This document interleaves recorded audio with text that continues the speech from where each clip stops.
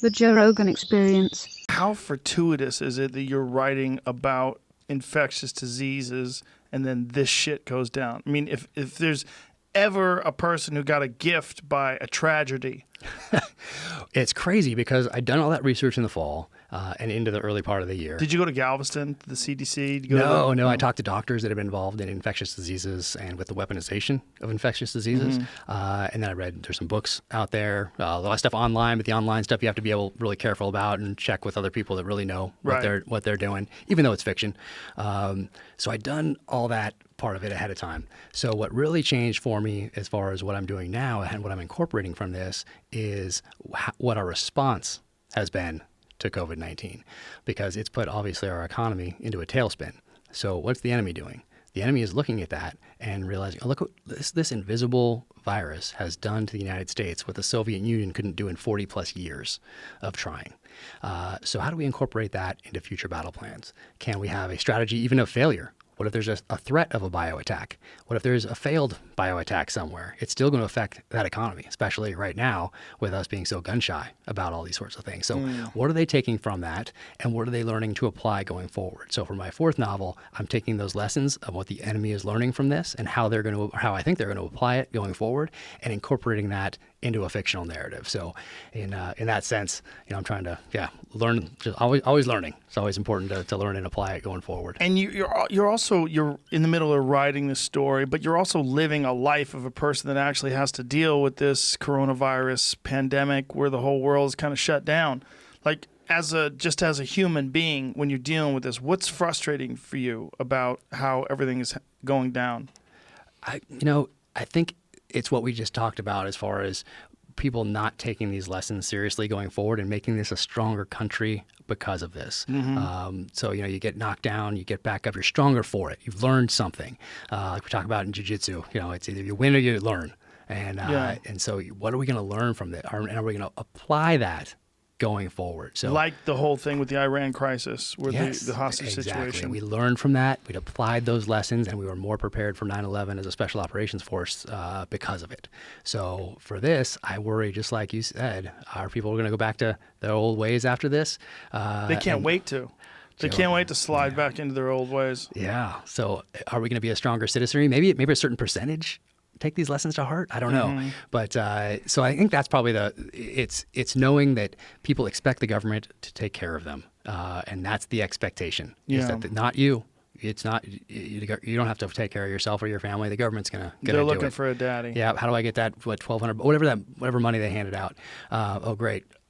Well, you know what's even better? You being strong, self-reliant, self-sufficient, and having your kids look up and see how you're handling this and say, oh, well, your mom and dad are either in the kitchen talking about how much they're worried about paying that rent or that mortgage, or they're in that kitchen maybe talking about it, even if they are worried, in a way like, hey, how do we do this better next time? How do we prepare as on the other side of this? And what are the things we can do now to get better prepared if this happens 2 months from now, a year from now, 5 years from now? And the kids can see that too. Or they see mom and dad in the kitchen talking about, hey, we are so lucky that we prepared for this. We were prepared financially. We had a little food here, whatever it is. And so the kids will take those lessons on, take those to heart, because they're very impressionable right now, especially as we have 14, 12, and 9. And they're definitely processing this, and they're catching things on the news, and they're talking to friends on social media.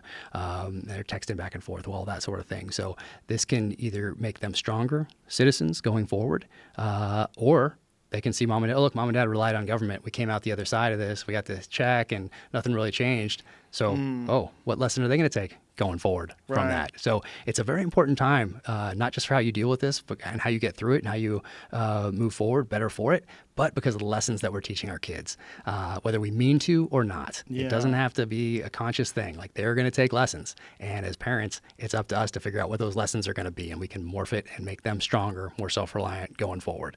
Like, our daughter sees our freezer's full of elk and moose, and we pull that out, we defrost it, and she's a part of it because she knows she got this elk in Colorado last year. Now she's feeding our family. How old is your daughter? She's 14. Wow, she shot her first elk at 14? She shot her first elk at 10. Whoa! Yeah, New Mexico. Yeah. No kidding. Damn, crazy. You got a tag in New Mexico at 10? Yeah, so somebody, it was a retirement gift a great guy.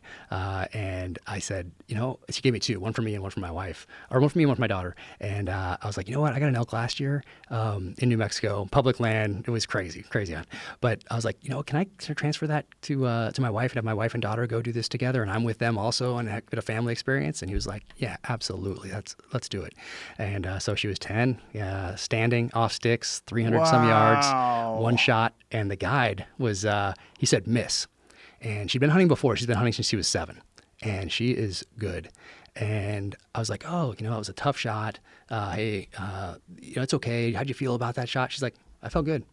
I'm like, oh, it's just a 10-year-old saying that because they don't want to kind of lose face in front of the guide and mom's there and dad's there. And I'm like, well, it's okay. It's okay to miss. Everybody misses.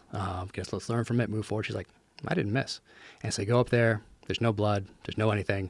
We think we're tracking it. We walk up, like, yes, she missed. And we walk back down, and there's this little tiny just rivet in the ground, and there it was, 20 yards away. Wow. Done. Yeah, amazing. I'll show you a picture after. So the guide feels stupid? I don't know.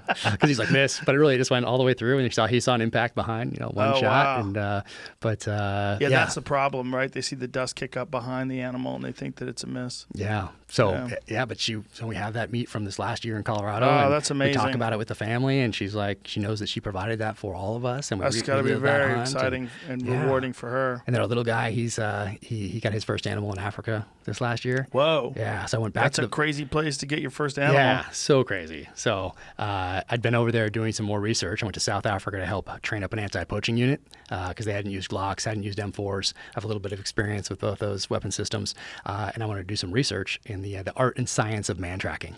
So went to South Africa, helped train up this anti-poaching unit. It was an amazing experience. And then they asked me to come back as a thank you to with my family over the summer. So came back with my family, and our little guy got his first animal there. They put the blood on his cheeks. I have this amazing picture of him in the back of the Land Cruiser on the way back. He's never had a haircut at age 9, so his blonde hair is blowing in the wind. It's awesome.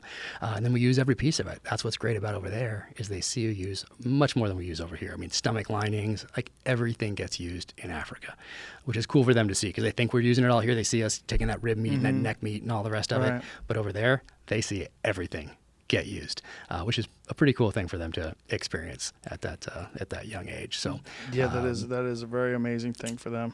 So it helps them be self-reliant too. And they see the people out there working on the Land Cruisers. They see everything you have to do in Africa. Like you can just call someone to fix the plumbing, or call someone because the electricity's out, or whatever. You fix it yourself because you have to.